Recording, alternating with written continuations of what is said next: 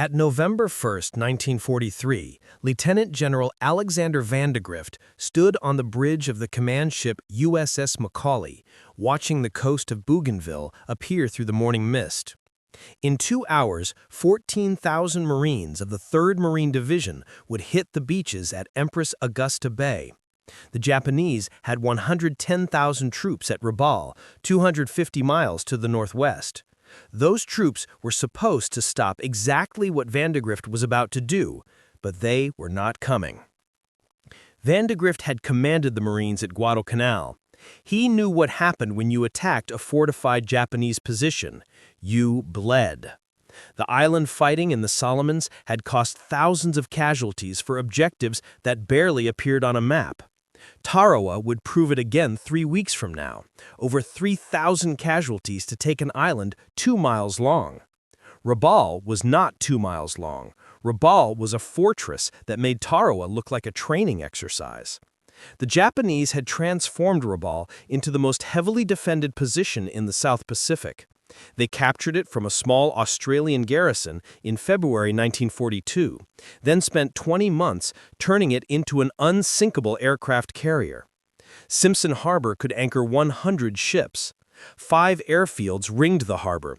Lukanai and Vunakanau were pre-war Australian strips expanded with concrete runways.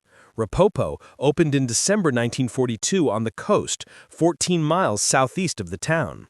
Tobera was completed in August 1943, halfway between Vunakanau and Rapopo.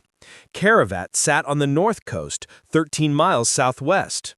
Together, they had protective revetments for over 400 aircraft and runways that could handle Japan's heaviest bombers. 367 anti-aircraft guns covered every approach to Simpson Harbor and the airfields. 43 coastal defense guns protected the beaches. 6,000 machine guns were positioned in bunkers and pillboxes. The Japanese army had carved hundreds of miles of tunnels into the volcanic rock, creating underground barracks for 20,000 men, hospitals that could treat thousands of wounded, ammunition dumps holding tens of thousands of tons of explosives, and command centers buried so deep that no bomb could reach them. Over 110,000 Japanese soldiers, sailors, and airmen were based at Rabaul by mid-1943.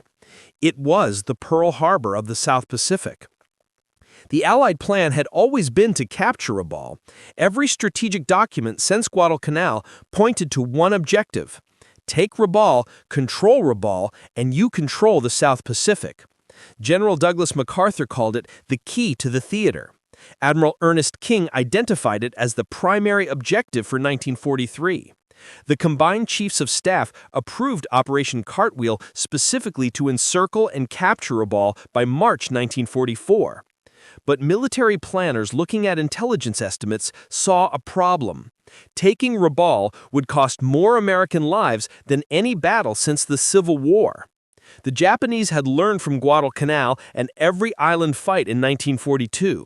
They knew the Americans would come with naval gunfire and air superiority. They knew Marines would establish beachheads, so they built defenses designed to turn those advantages into liabilities. The tunnels made strategic bombing ineffective. The anti-aircraft guns meant air support would be murderous to deliver. The garrison's size meant achieving numerical superiority would require stripping forces from every other theater. Rabaul's geography offered only 3 possible landing beaches, all narrow, all covered by interlocking fields of fire from positions the Japanese had spent 18 months fortifying.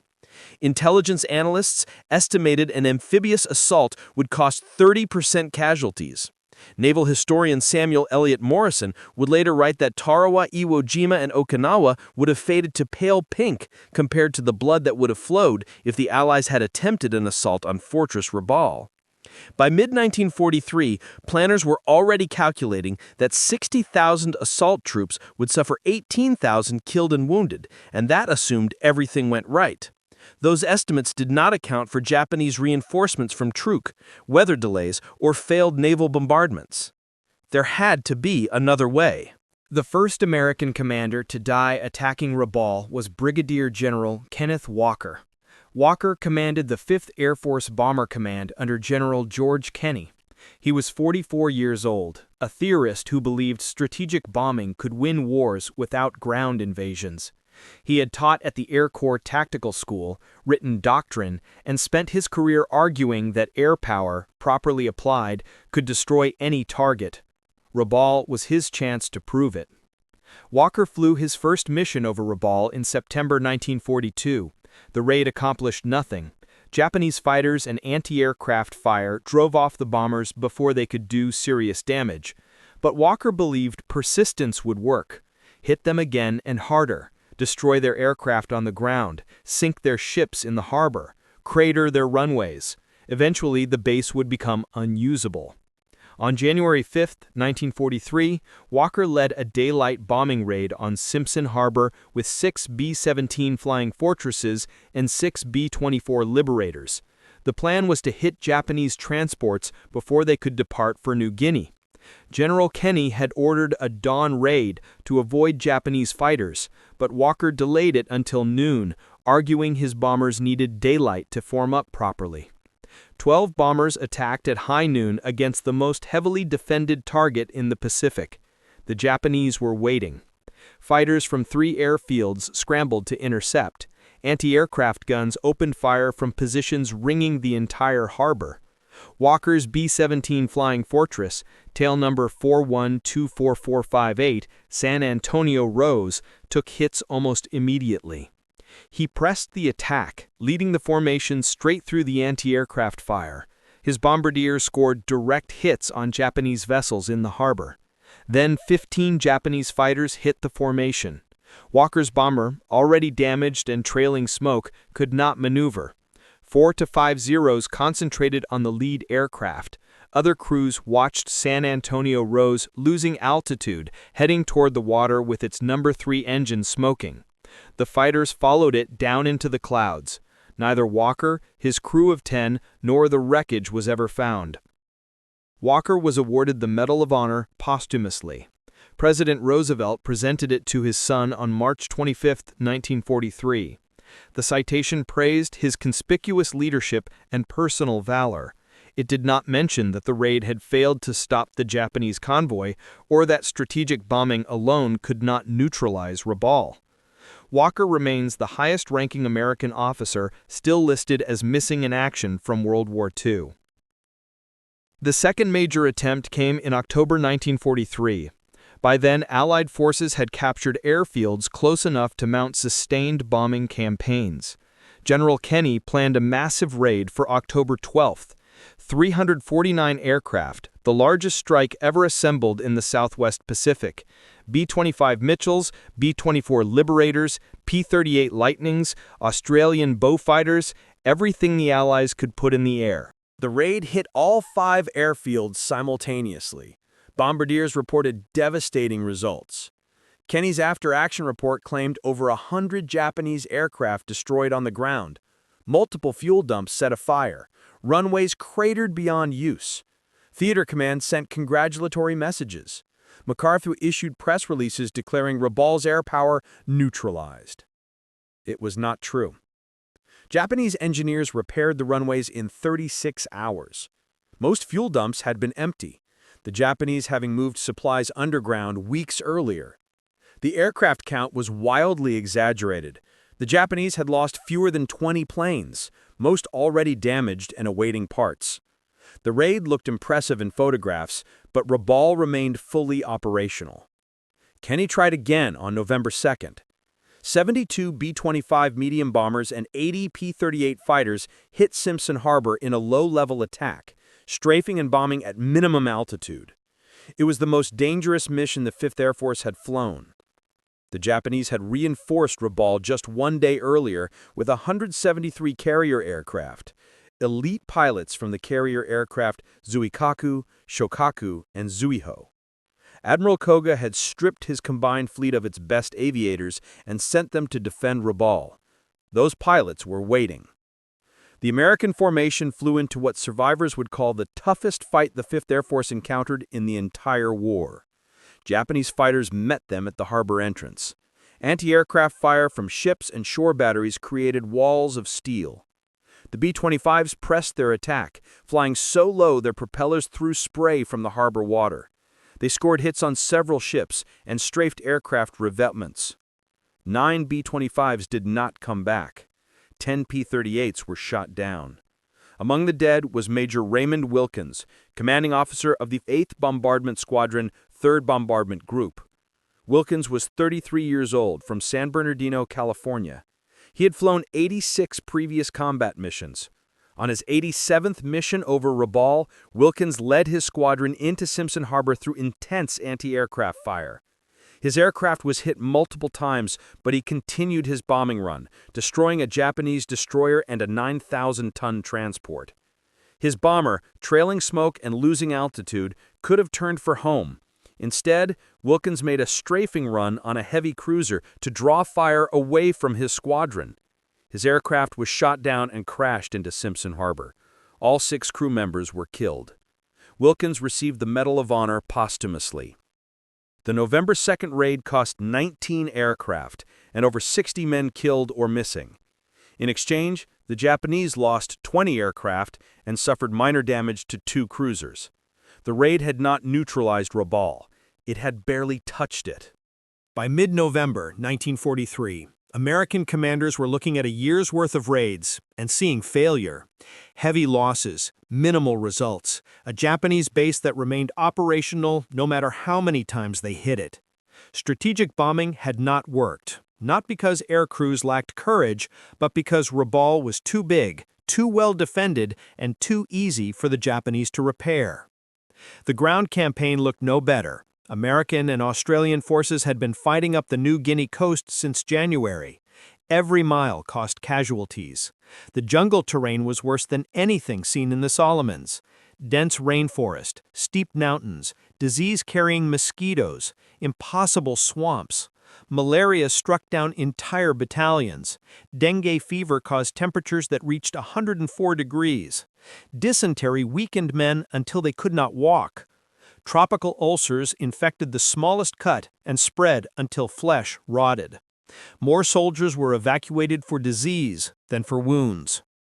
At Buna and Gona on the northern Papua coast, the campaign lasted from November 1942 through January 1943. Australian and American forces fought for 3 months to clear 2 small coastal villages defended by 6,500 Japanese troops. The Allies committed 13,000 soldiers, 3,000 casualties. Over 7,000 Japanese were killed. The fighting was close range, brutal, desperate.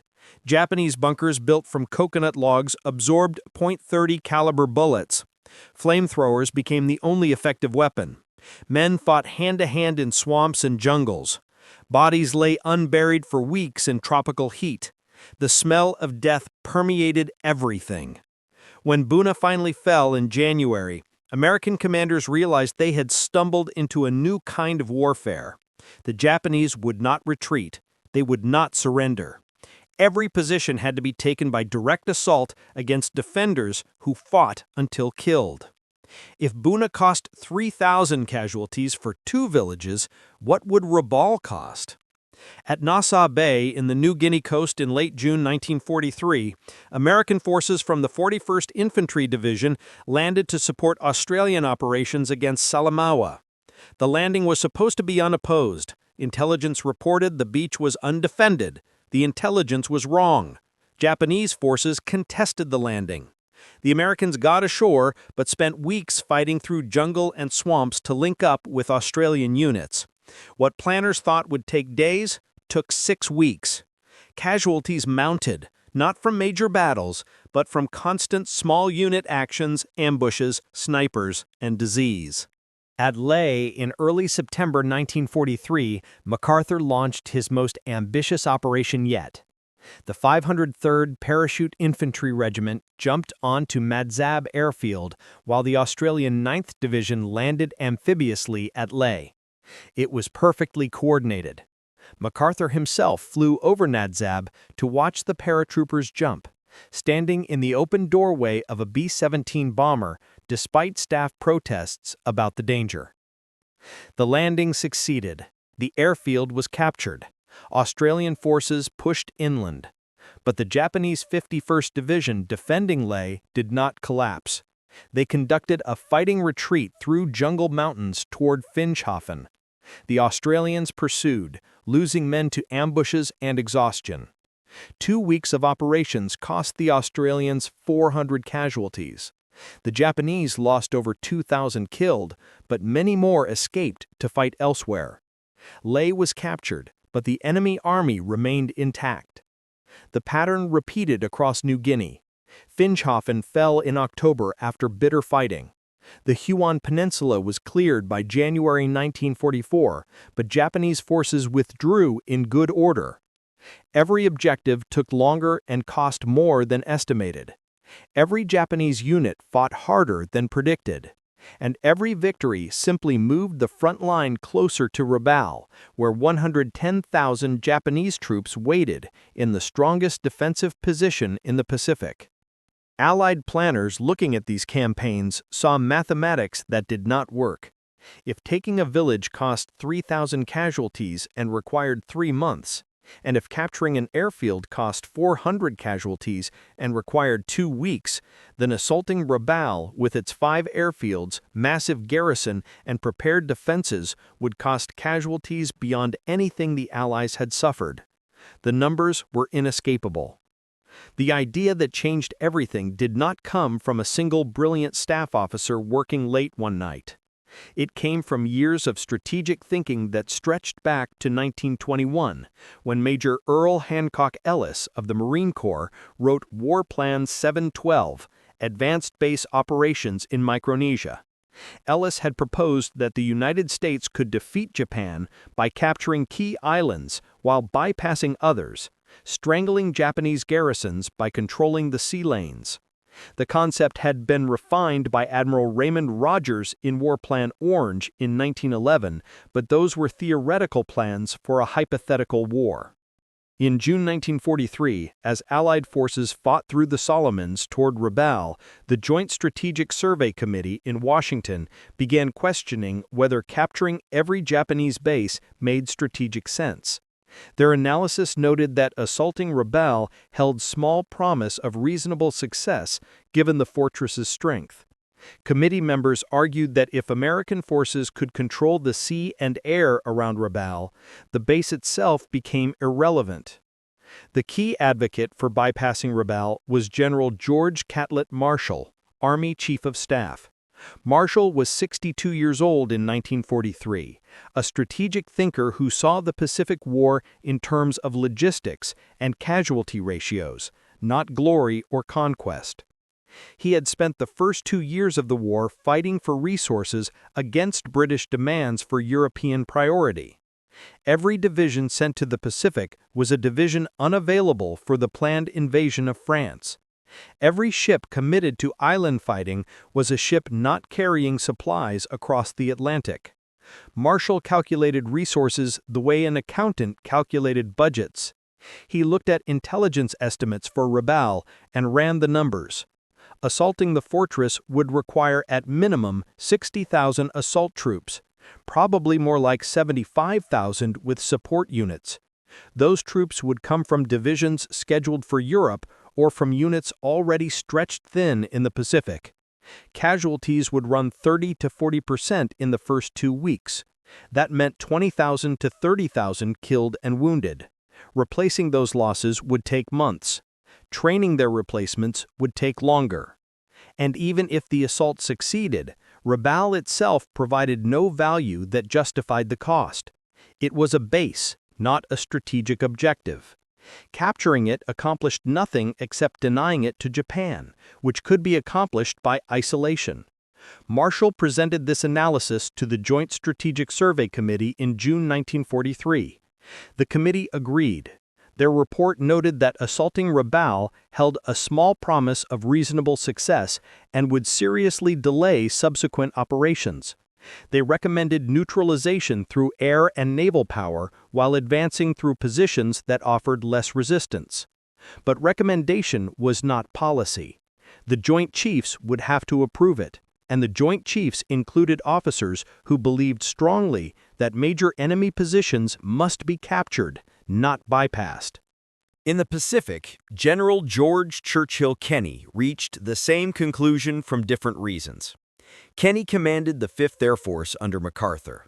He was 53 years old, an innovator who had pioneered skip bombing, low-level strafing attacks, and other tactical developments.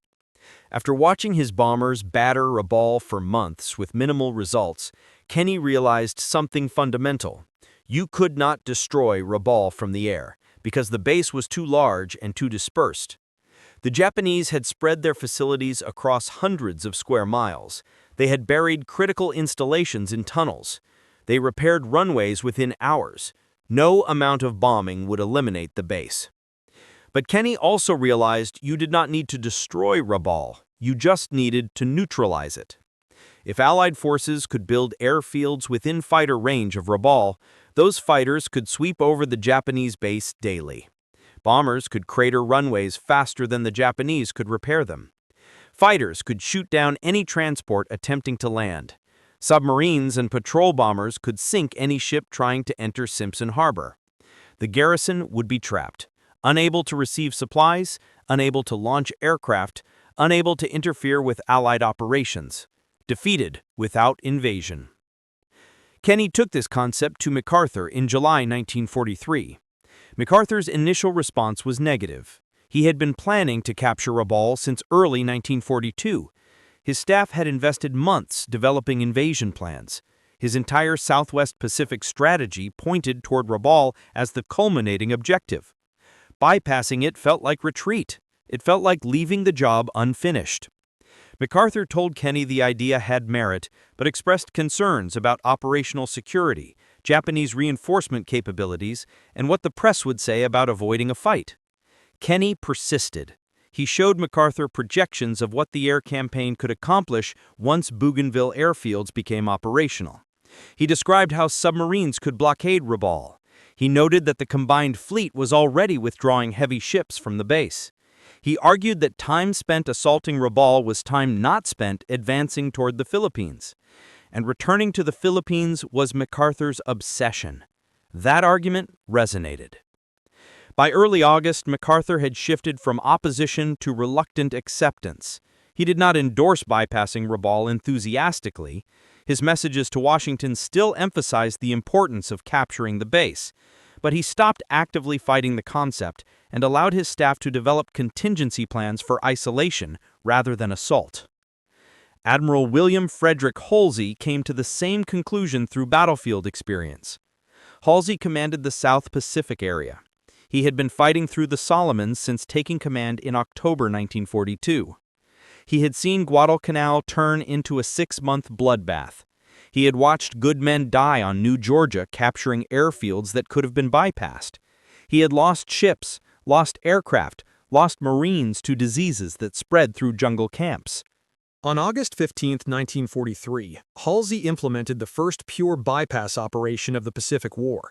Instead of assaulting the heavily fortified Japanese base on Columbangre and the Central Solomons, he landed troops on lightly defended Vella La Vella to the northwest. The operation succeeded brilliantly. American forces built an airfield on Vella La Vella, while the Japanese garrison on Columbangre sat isolated and irrelevant. 6 weeks later, the Japanese evacuated Columbangre without American forces firing a shot at the base itself. Halsey had proven the concept worked. In August 1943, the combined chiefs of staff met in Quebec for the Quadrant Conference. The gathering brought together American and British military leadership to coordinate strategy across all theaters. The question of what to do about Rabaul dominated Pacific discussions. Prime Minister Winston Churchill attended with his chiefs of staff. President Franklin Roosevelt brought Marshal, King, and General Henry Arnold of the Army Air Forces. The conference lasted from August 17th through August 24th. Marshall presented the case for bypassing Rabaul on August 19th. He had prepared meticulously. He brought maps showing Rabaul's defenses, intelligence estimates of garrison strength, casualty projections for amphibious assault, and alternative plans for isolating the base. His presentation was methodical, logical, and devastating. He argued that assaulting Rabaul would cost more American casualties than the Allies could afford while achieving no strategic advantage that could not be gained by isolation. The fortress controlled no essential territory, it threatened no vital installations, it existed as a threat only if allowed to operate. Deny it the ability to operate, and it became irrelevant. Admiral Ernest Joseph King, Chief of Naval Operations, supported Marshall. King was 64 years old, abrasive, difficult, brilliant. He had been fighting for Pacific resources against European priorities since Pearl Harbor. He knew exactly how many ships, aircraft, and men were available. He knew what operations were planned for the Central Pacific Drive through the Marshalls and Marianas. He told the combined chiefs bluntly that the Navy could not support both the Rabaul invasion and the Central Pacific offensive. One operation had to be sacrificed. The choice was stark. Spend resources taking a fortress that achieved nothing strategic, or spend those resources advancing toward Japan. King voted for advancing toward Japan. MacArthur's representatives at Quebec continued arguing for capturing Rabaul. Brigadier General Stephen Chamberlain represented Southwest Pacific area interests. Chamberlain was MacArthur's operations officer, intelligent, loyal, committed to his commander's vision. He argued that bypassing Rabaul would leave a dangerous threat in Allied rear areas. He predicted the Japanese would use Rabaul to raid American supply lines. He warned that failing to capture such an important base would be seen as weakness, would damage American credibility, and embolden Japanese resistance elsewhere. Marshall countered every argument with casualty figures. He asked Chamberlain directly, "How many Marines is Rabaul worth? 20,000? 40,000? At what point does the cost exceed the value?" Chamberlain had no answer. The question was unanswerable because Rabaul had no strategic value that justified any casualties at all. It was a base. Bases could be isolated. Marshall pressed his advantage. The British chiefs of staff sided with Marshall. They were fighting in Burma, facing their own resource limitations, watching casualties mount in Italy. They had no interest in seeing American resources consumed in a battle that achieved nothing except denying Japan a base that could be denied through isolation. The fortress controlled no sustainable territory, it threatened no vital installations, it existed as a threat only if allowed to operate. Deny it the ability to operate, and it became irrelevant. On August 24, 1943, the combined chiefs of staff issued their directive. Rabaul would be neutralized by air and naval action, but not captured. Allied forces would seize positions on Bougainville, the Green Islands, and the Admiralty Islands to establish airfields within range. These airfields would maintain pressure on Rabaul, prevent reinforcement, interdict supply, and contain the garrison. The fortress would be left to wither. The formal directive reached MacArthur's headquarters in Brisbane on September 17th. MacArthur read it in his office overlooking the Brisbane River. His staff waited for his reaction. They had spent over a year planning to capture Rabaul. Maps covered the walls showing landing beaches, phase lines, objectives. Intelligence files detailed Japanese defenses. Logistics plans calculated shipping requirements. Training programs prepared assault units. All of it was now obsolete. MacArthur sat silent for several minutes. Then he called in his chief of staff, Major General Richard Sutherland, and told him to begin replanning. The objective was no longer Rabaul. The objective was the Philippines. Rabaul would be bypassed. Forces designated for the assault would be redirected to operations at Hollandia and Atypi in New Guinea. The schedule would accelerate. They would reach the Philippines months earlier than previously planned. Years later, MacArthur would claim in his memoirs that bypassing strongpoints had always been his strategy, that he had pioneered the concept, that the Joint Chiefs had simply confirmed his tactical genius. The historical record shows otherwise. MacArthur opposed the bypass until the Joint Chiefs ordered it. But MacArthur was intelligent enough to recognize when he had lost an argument and pragmatic enough to turn defeat into advantage. If the Joint Chiefs wanted bypass operations, MacArthur would give them bypass operations on a scale never imagined. He would leapfrog across New Guinea, leaving entire Japanese armies isolated and irrelevant. The Philippines became his obsession. Rabaul became a footnote. What happened in the next 6 months proved the bypass strategy worked better than anyone expected.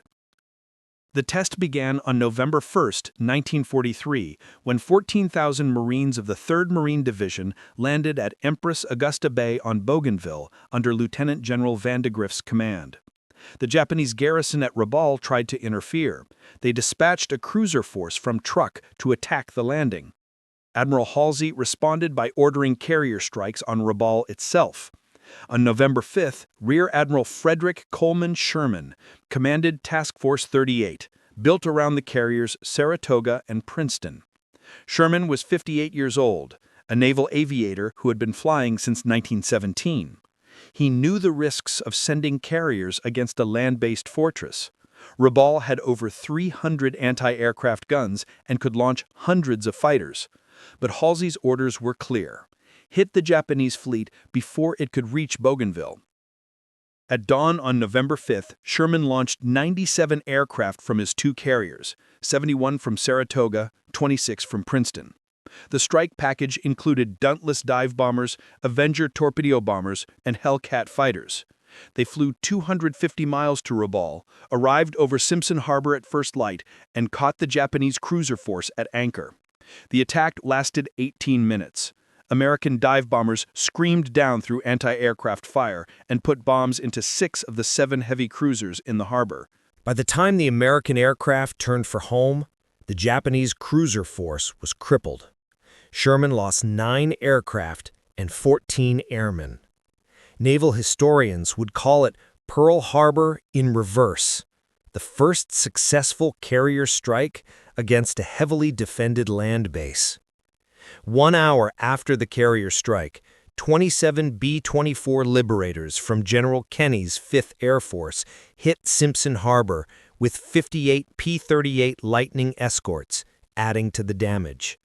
By the end of November 5th, the Japanese combined fleet had learned a lesson. Simpson Harbor was not safe. The cruisers limped back to Truk. The Japanese Navy never sent another heavy surface ship to Rabaul. Without naval support, the Rabaul garrison could not contest the Bougainville landing. The Marines established their beachhead unopposed. Within 3 weeks, the Marines had built an airfield on Bougainville. On November 9th, Major General Roy Geiger arrived to take command of I Marine Amphibious Corps, relieving Vandegrift. Geiger was 58 years old, one of the Marine Corps' pioneer aviators. He had been flying since 1917 and understood how air power could dominate a battlefield. Under his command, the Bougainville airfield became operational in early December. American bombers immediately began hitting Rabaul from 250 miles away. The second test came in late December when Marines landed at Cape Gloucester on the western tip of New Britain. The operation secured the strait between New Britain and New Guinea, opening sea lanes for Allied shipping. The Japanese garrison at Rabaul tried to reinforce Cape Gloucester. American submarines sank 2 of 3 troop transports before they arrived. The third turned back. The Cape Gloucester landing succeeded with minimal casualties. By January 1944, Rabaul was surrounded. Allied airfields on Bougainville, New Britain, and the Green Islands kept constant pressure on the base. Fighters swept over Rabaul daily, shooting down any Japanese aircraft that attempted to take off. Bombers cratered the runways every night. The Japanese could repair them, but could not use them. Simpson Harbor became a graveyard of sunken ships. Supply convoys stopped attempting to reach the base. The 110,000 troops were cut off. Other commanders watched what happened at Rabaul and realized the strategic implications. Admiral Chester Nimitz, commanding the Central Pacific area, saw the bypass succeed and applied it to the Marshall Islands. Instead of attacking heavily fortified bases at Wachi, Malualap, and Mealy, he bypassed them entirely and captured lightly defended Kwajalein and Eniwetok. Bypassed garrisons were isolated, unable to interfere. MacArthur used the same strategy in New Guinea, bypassing Japanese concentrations at Madang and Wewak and landing at Hollandia hundreds of miles west. the Japanese 18th Army found themselves surrounded by Allied airfields with no way to fight back. By March 1944, the bypass strategy had spread across the Pacific theater. Planners no longer assumed every enemy position required capture. They asked different questions. Can we go around it? Can we isolate it? Can we achieve objectives without fighting for this ground? The answer, increasingly, was yes. Statistics told the story.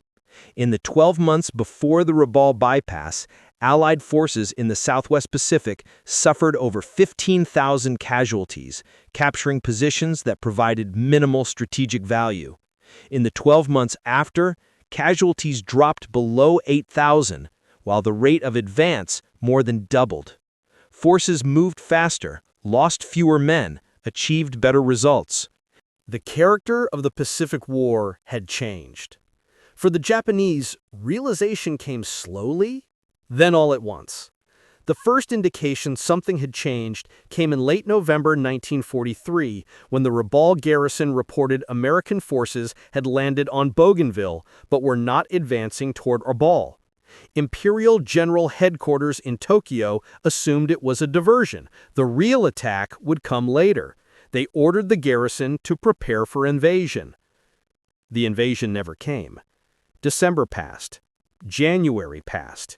Americans kept building airfields and bombing Rabaul, but never landed troops. By February 1944, Japanese commanders understood they were being bypassed.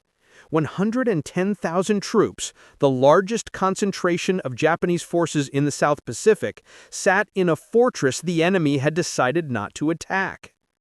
Vice Admiral Junichi Kusaka commanded the Southeast Area Fleet at Rabaul. He was 52 years old, a career naval officer who had overseen construction of the airfields, tunnels, and defenses. He had prepared for the decisive battle when American Marines would storm the beaches and the garrison would fight to the last man. He had never prepared for being ignored. Kusaka's first reaction was confusion.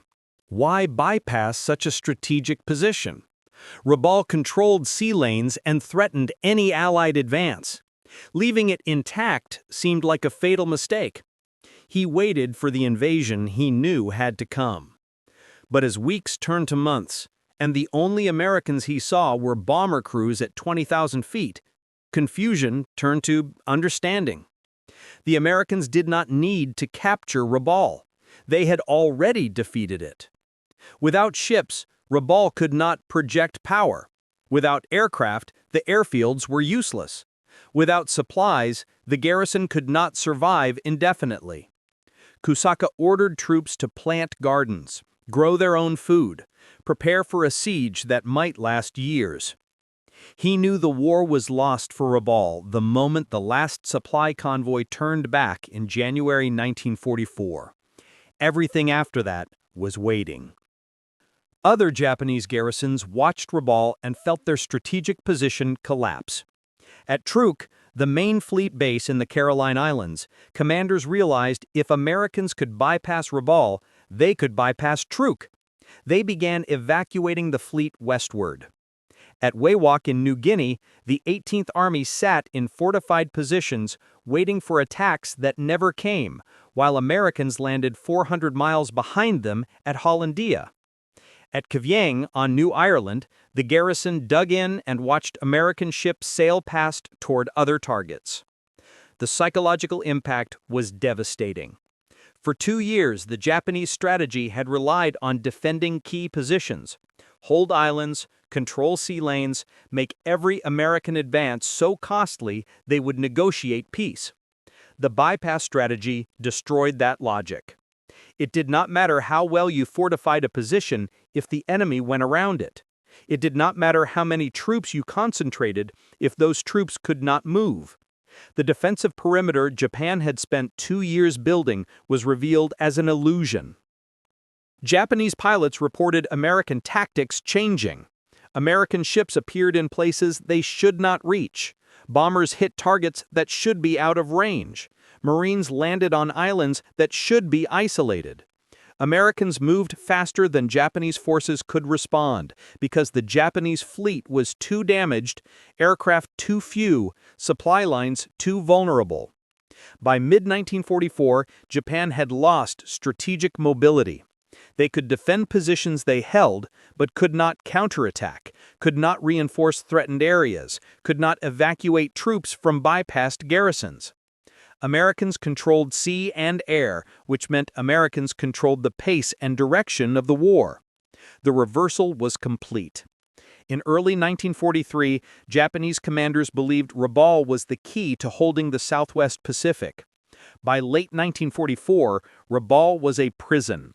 110,000 troops sitting in tunnels, growing vegetables in volcanic soil, waiting for relief that would never come. Americans had defeated Rabaul without firing a shot at it on the ground. They did it by making it irrelevant. The bypass strategy received no formal recognition during the war. There was no ceremony celebrating the decision not to invade Rabaul. No medals were awarded for saving 20,000 lives by choosing not to fight. The Joint Chiefs issued a directive. Commanders implemented it. The war moved on. General George Marshall returned to Washington after the war and served as Secretary of State, then Secretary of Defense. He was awarded the Nobel Peace Prize in 1953 for the Marshall Plan that rebuilt Europe. When historians asked about the Pacific War, Marshall would say the decision to bypass Rabaul was one of the most important strategic choices of the conflict. He estimated it saved tens of thousands of American lives and shortened the war by months. He never claimed credit for himself. He said it was a collective decision made by military professionals looking at casualty estimates and choosing the path that preserved lives while achieving objectives. General George Kenney remained in the Pacific until Japan surrendered. He commanded the Far East Air Forces during the occupation, retired in 1951, and wrote his memoirs. In his account, Kenney claimed he had always believed air power could neutralize Rabaul without invasion. He devoted several chapters to describing how the 5th Air Force bombed the fortress into irrelevance. He mentioned the bypass decision in passing, as if it had been obvious all along. Historical records show Kenney opposed the bypass until the Joint Chiefs overruled him. But by the time he wrote his memoirs, MacArthur had convinced himself otherwise. Admiral William Halsey became a national hero. He returned home in 1945, was promoted to Fleet Admiral, and retired in 1947. He gave interviews, wrote memoirs, appeared at Navy events. When asked about Rabaul, Halsey said bypassing it was common sense once the casualty estimates came in. No sane commander would throw Marines at a fortress when you could go around it. He praised his staff for working out the details, but took full credit for implementing the first true bypass at Vella Lavella in August 1943. That operation proved the concept worked. General Douglas MacArthur commanded Allied forces until Japan surrendered, oversaw the occupation, and later commanded United Nations forces in Korea. In his memoirs, published in 1964, MacArthur devoted considerable space to explaining how he had pioneered the bypass strategy. He wrote that he had always intended to avoid frontal assaults on fortified positions, that leaving enemy forces to wither on the vine was his innovation. He mentioned the Joint Chiefs' directive about Rabaul, but framed it as confirmation of his own strategic thinking. Historical documents show MacArthur opposed the bypass until the Joint Chiefs overruled him. But by the time he wrote his memoirs, MacArthur had convinced himself otherwise. Rear Admiral Frederick Sherman, who led the carrier strikes against Rabaul on November 5th, continued serving through the war. He commanded carrier groups at Leyte Gulf and Okinawa, retired as a full admiral in 1947. In 1950, he published a memoir titled Combat Command, which included detailed descriptions of the Rabaul raid. Sherman wrote that attacking a land-based fortress with carriers was the riskiest operation he ever commanded. The The success of that raid proved carrier task forces could strike anywhere, anytime, and survive. It changed how the Navy thought about carrier warfare. Sherman died in 1957. His Medal of Honor recommendation for the Rabaul raid was downgraded to a Navy Cross, but his tactical innovations influenced carrier doctrine for decades. Vice Admiral Junichi Kusaka remained at Rabaul until Japan surrendered in August 1945. His garrison, isolated for 18 months, suffered catastrophic losses. When Australian forces entered Rabaul in September 1945, they found approximately 69,000 Japanese soldiers and 20,000 civilian workers still alive. Over 20,000 had died from starvation, disease, and malnutrition. The garrison had sustained itself better than expected by converting to agriculture. They grew rice, sweet potatoes, and tapioca in fields carved from jungle. They fished, raised chickens, and rationed carefully. An Australian general at the surrender remarked that Rabaul had become like a small, independent country. Kusaka was investigated for war crimes, but appears never to have been convicted. Unlike General Hitoshi Imamura, who commanded 8th Area Army at Rabaul and received a 10-year sentence, Kusaka appears to have avoided prosecution.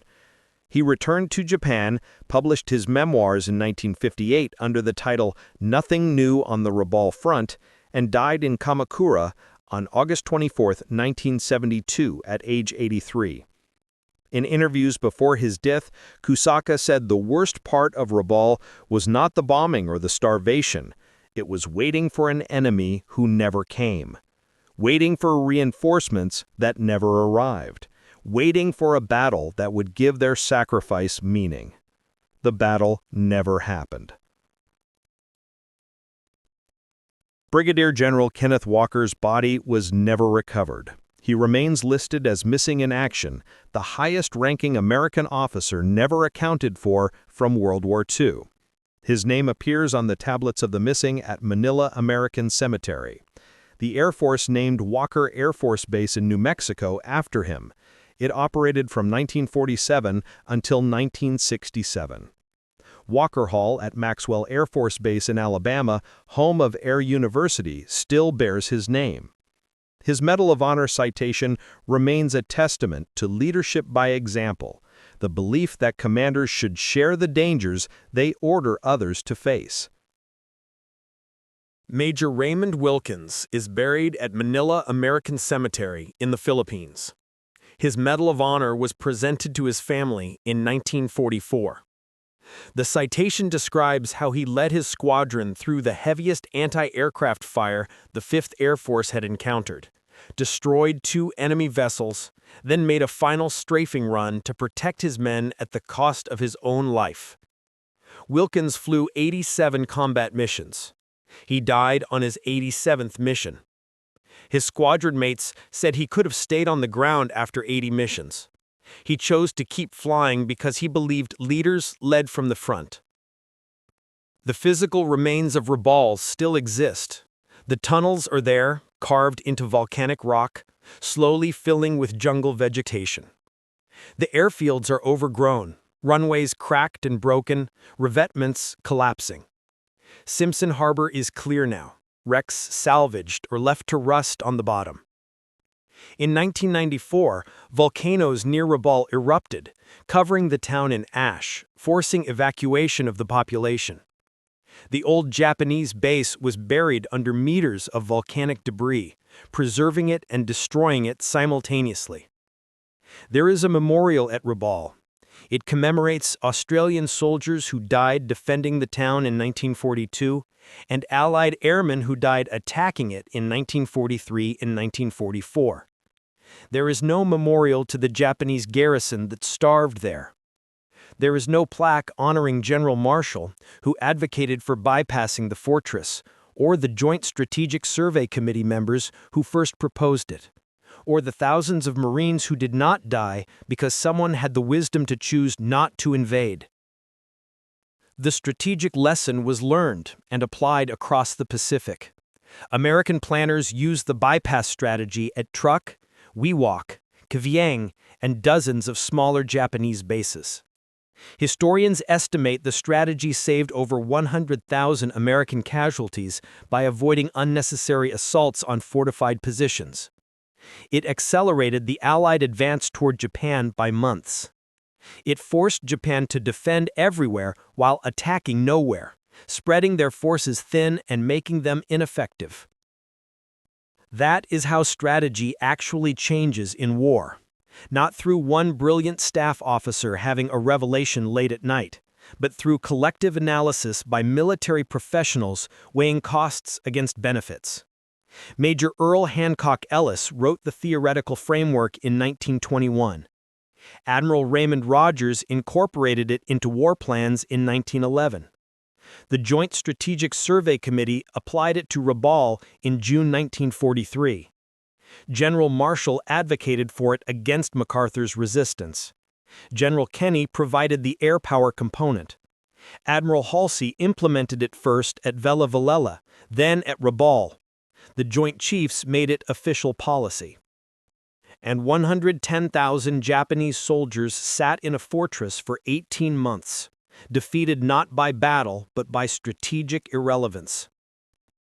If you found this story as compelling as we did, please take a moment to like this video.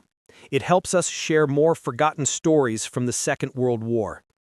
To stay connected with these untold histories, each one matters, each one deserves to be remembered. We would love to hear from you. Leave a comment below telling us where you are watching from. Our community spans from Texas to Tasmania, from veterans to history enthusiasts. You are part of something special here. Thank you for watching, and thank you for keeping these stories alive.